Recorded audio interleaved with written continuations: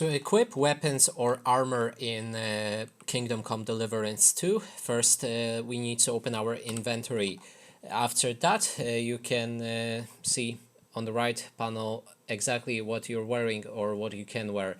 So what is kind of unique in this game is that the game allows you to wear multiple coats of clothing or armor. So for example, as you can see right here, I'm wearing the tunic that is actually Gambinson that I have right here. I'm also wearing a chainmail and then the body plate armor right here. Additionally, you can also find the coats that you can wear as well.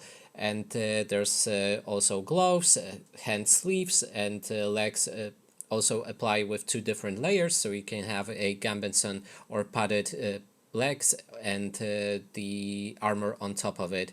Additionally, there's shoes and spurs for the horse riding. And when it comes to your head, then you can equip a collar, hood, also the coif, if chainmail coif for example, or Gambinson coif. There's also a head, cap or a helmet.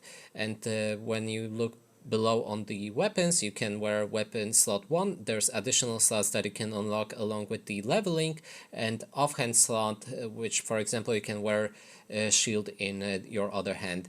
And that is basically everything.